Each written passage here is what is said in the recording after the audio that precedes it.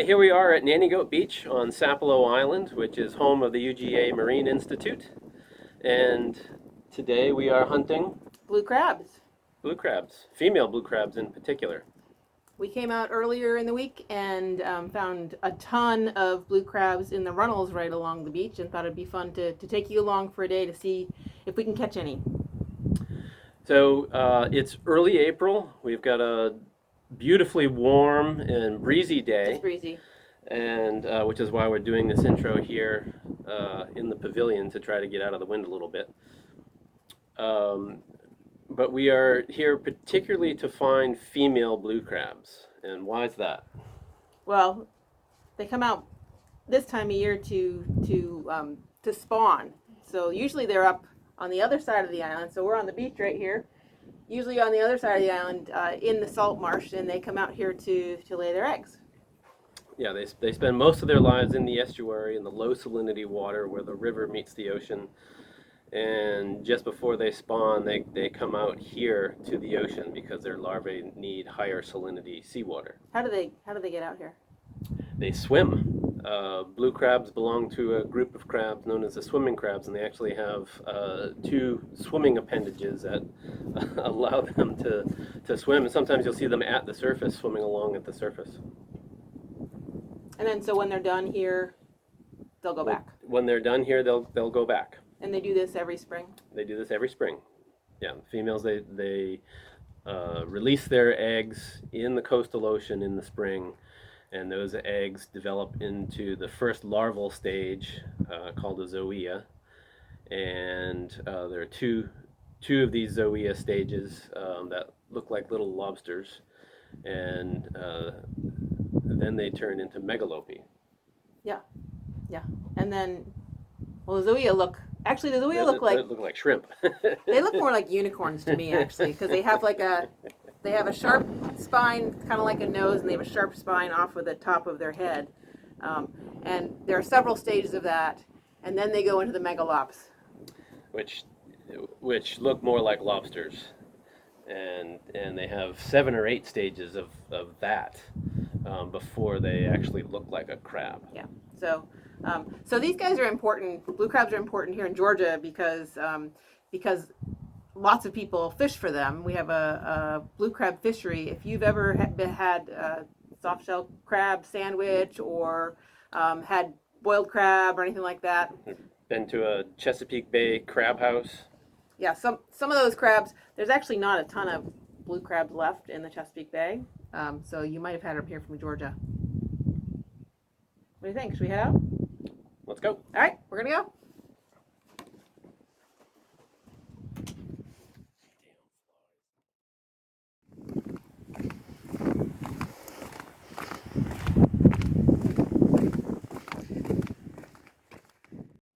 Let's just stop here, and do you want to point out to us where the runnels are here? So here it's low tide on Nanny Goat Beach, and you can see that there are 2 runnels. And these runnels are just tide pools that are left behind as the tide recedes. So you have this upper runnel, and then there's a ridge, and then a lower runnel behind that. And so these are, at high tide, the water comes up above that and fills them, and as the tide recedes, they're left behind. And it's a really low tide today because of the astronomical conditions here. So it's really low tide. Sometimes we can't see that second runnel closer to the ocean. So that's what we're going to go look in today, and hopefully we'll find some crabs for you. All right, so it's pretty windy down here on the beach, so we're going to speak up, and you can see we're in this runnel, and there are these light patches, and this one definitely has a female in it. That one probably does. The one at the top of your screen probably does as well. So we're going to go ahead, and Damon's going to grab this girl. And we have a very, very high-tech capture method. 2 nets.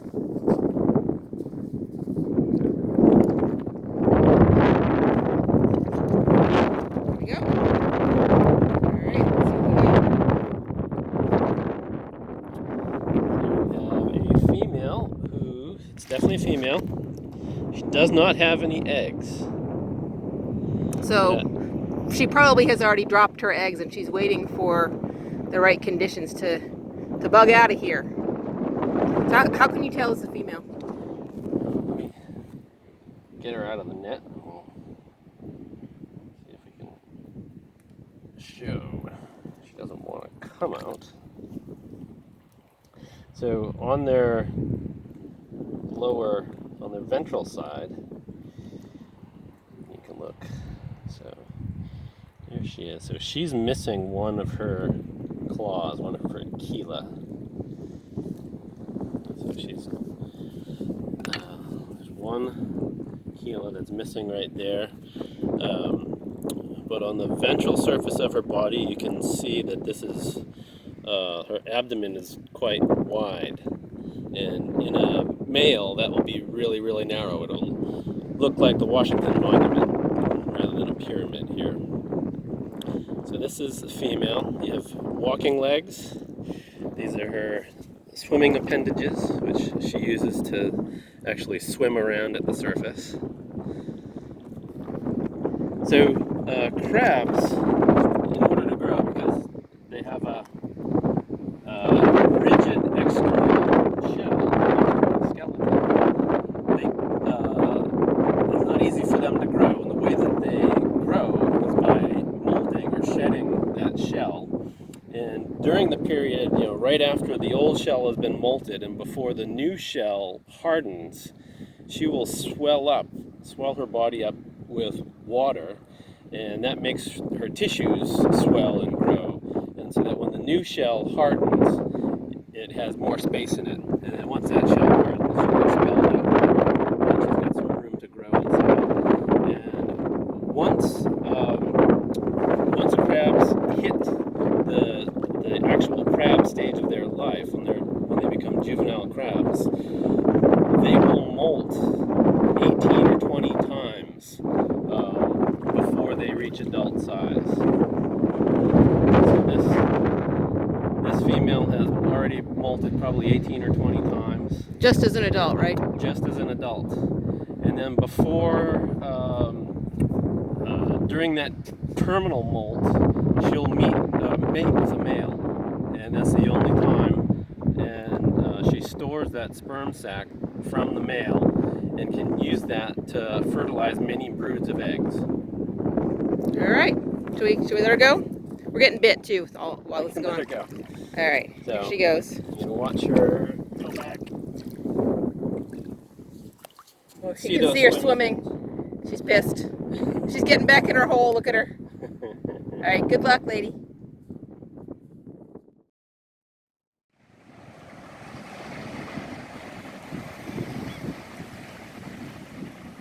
Okay, we have a female blue crab in this runnel, and this one is actually moving around. She's exposed and she's up on the surface. So this is an intertidal runnel on Nanny Goat Beach on Sapelo Island, and I'm pretty sure it's a female. All of the crabs we've found so far in this runnel are all females.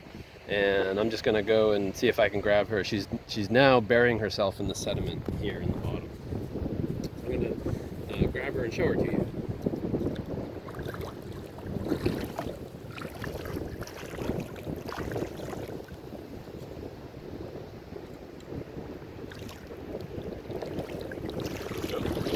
And it's a sponge crab, which means it's a female who is carrying fertilized eggs. She's egg bearing. And this one, interesting, she is missing both of her chela, or her claws. And so here, gently take the net off of her. So, pretty blue crab. This is an adult female. These are the eggs. They're thousands and thousands of tiny fertilized eggs. When they have developed fully, she will release them into the ocean water here, and her offspring, the larvae, will join the plankton, become part of the plankton community. She has these swimming appendages. Blue crabs can swim, and sometimes you'll actually see them swimming up at the surface of the water. They don't just walk on the bottom, which is good for this one because she's missing 2 walking legs in addition to both of her claws or cheلاe. So she is, even though she's in tough shape here, she will grow these 2 appendages back. But she will drop these eggs in the ocean water here soon, and then she'll go back into the estuary, and eventually her offspring will actually get back into the estuary as well. And so we're going to release her. We're going to just put her right here in the runnel. And there she goes.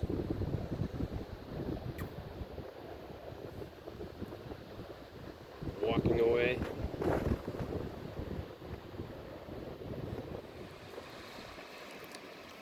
Oh, careful. Do you want me to hold that in? I'm waiting for Damon to get bitten here. Never. All right. Yep, it's male. So, are all the males really blue like this? Is that one of the... So, yeah, the males tend to be brighter blue. They're really, really pretty. He's definitely the bluest one we've seen all week. And you can see... Oh, wow, he's so pretty. Look at him. Yeah. You can see that abdomen, that part. It looks like the Washington Monument in the female. That part looks more like a pyramid. And that corresponds to what you commonly call the tail of a lobster. So it's sort of like a mini lobster tail folded up underneath the body. So these guys, the males don't need something big like that because that's where the females carry their eggs?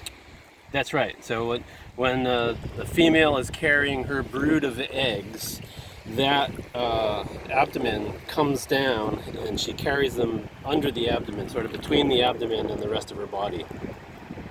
Okay. And she'll protect them. Ooh, we're getting bit. Let's let him go because I'm really getting, Okay. I'm getting like destroyed right now. There we go. And let's put him in some clear water and you can watch him. All right. Okay, ready? 1, 2, 3, go! Swim away! Oh. Okay, we're gonna leave, and I do not like these flies, so I'm out of here.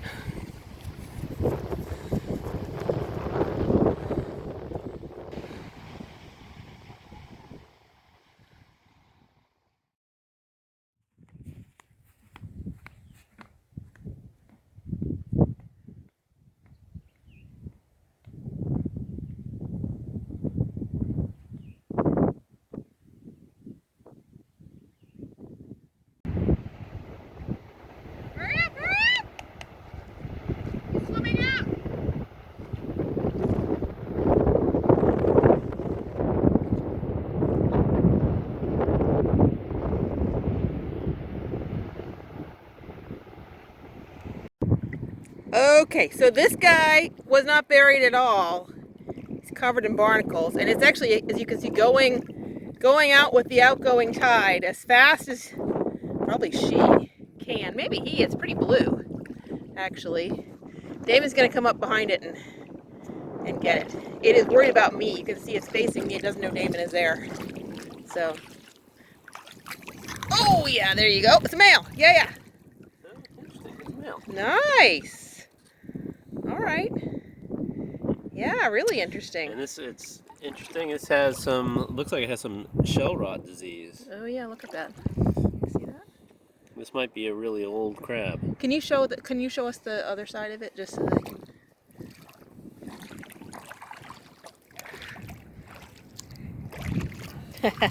Can you just grab it for me? It's pretty big, actually. It's a relatively large crab. So, yeah, you can leave them in the net just so we can see the back. So this guy has had this shell for a while, and I can tell that because he's had barnacles settle on it. There's a hole in the shell? Oh yeah, there is a hole in the shell. So this is an old man right here. Yeah, this dude has some life. Yeah, he's seen some times, hasn't he? That's cool. Okay, so yeah, he was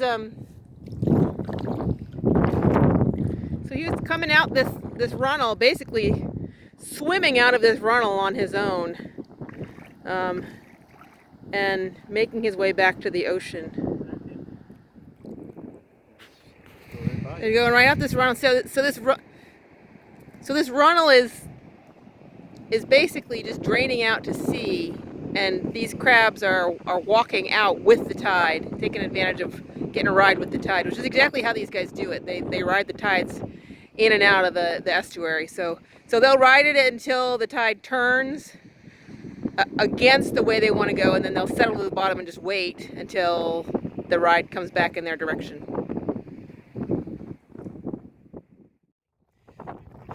Why would some of them be buried and some of them be out walking around? Well, they're in these runnels where the water is actually really quite clear. So a bird, like a gull or another kind of predator, can see them moving around. And so they have a decision, it's a trade-off, that you can either bury yourself in the sediment and be inconspicuous and wait out the tide, or if for some reason, if the water temperature or the salinity isn't to your liking, or if the water level is dropping and it's afraid that it's going to dry out, it's going to want to move. And so those are, but staying or going, both of those things might have risks. If you're out walking around, you're going to be at greater risk of being eaten by a predator. Perhaps if conditions aren't right in this runnel, staying may carry some physiological risk. You may dry out. You may be in water that is too fresh, for example, if there's fresh water seeping into this. So it's a cost-benefit trade-off. I can tell that these eggs are at an early stage of development because of their color. They're bright orange, and they start out very orange, and they get darker as they develop. As the eyes of the embryos inside of those eggs develop, they turn a dark black, which makes that sponge turn darker in color. And so it takes about 2 weeks for these eggs to develop, for the embryos inside to develop. And then she'll drop those eggs and they hatch out, and the larvae that come out will then enter the plankton. They'll be up in the water column and they'll drift around with the currents.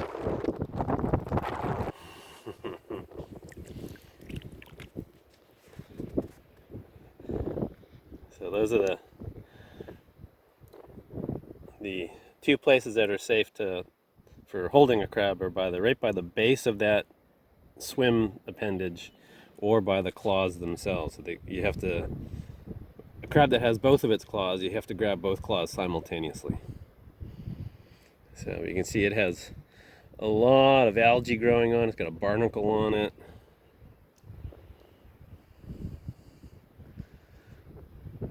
Okay, old man. So, Go make more babies. good luck.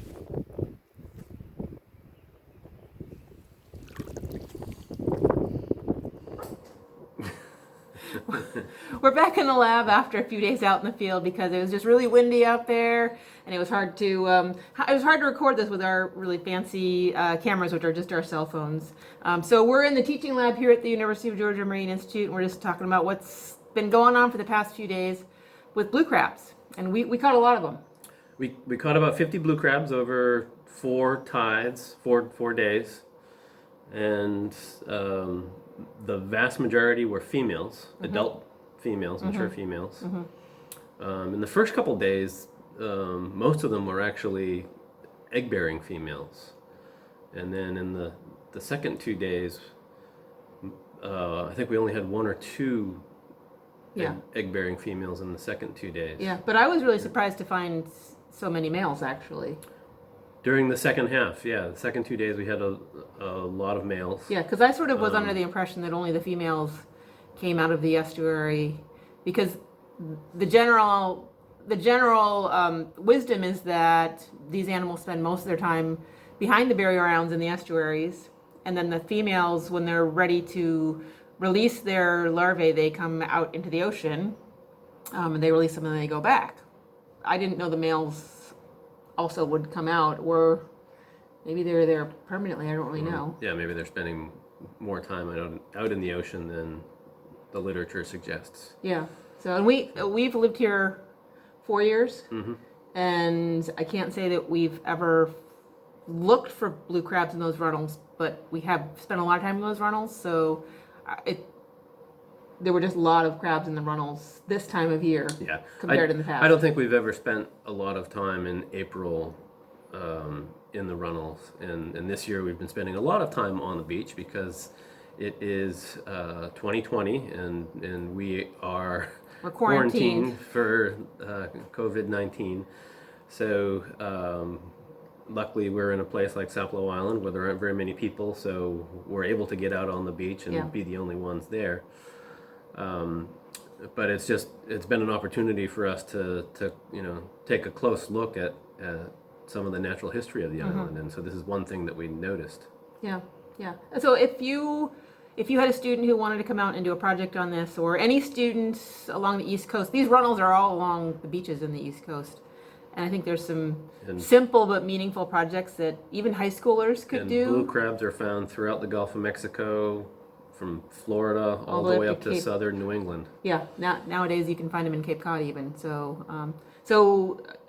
do you think there'd be some projects that students could think about? Absolutely. There could be very simple projects, just documenting the sizes of the crabs there and the sexes of crabs and whether the females are egg bearing or not. You could look at the fine scale habitat selection within the runnels. Are they in the deeper parts of the runnels or in the shallow part where the water is still or where it's moving fast? You could do some oceanography work too. Absolutely. Looking at the water quality, looking at salinity and temperature and dissolved oxygen. Because a lot of these runnels, particularly here where we have large tides on the Georgia coast, there's groundwater that runs into those runnels at low tide. So they might start off salty and become fresher. Yeah, as the tide goes out. As the tide recedes, this it's basically starts out as full strength seawater, and then as that low tide continues, or as the tide continues to go out, that runnel will get fresher and fresher as water is seeping out of the ground. Those would be interesting projects. Yeah, so that means both it's going to get fresher and probably the dissolved oxygen level is going to drop because the DO in groundwater should be quite low. So lots of interesting projects. We encourage you guys to get out as best you can, especially during the quarantine. Do it safely, but enjoy the beaches. And we started this project just by getting out there and looking around. So that's one of the keys to being a good scientist is just spending time outside and looking around. So yep, becoming familiar with the natural history and knowing something about the biology of the animals, and then that will, when you see them in the wild, that often leads to questions that just pop into your head. Yeah. Well, we'll see you out there, and everybody stay safe. Have a good day.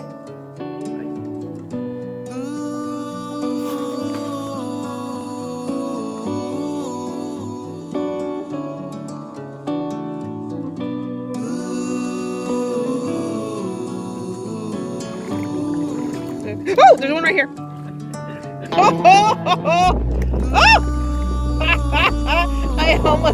I came very close to stepping on that. I don't know if you can see this,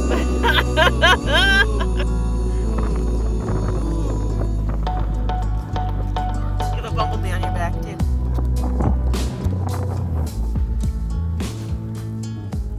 Oh, not towards me.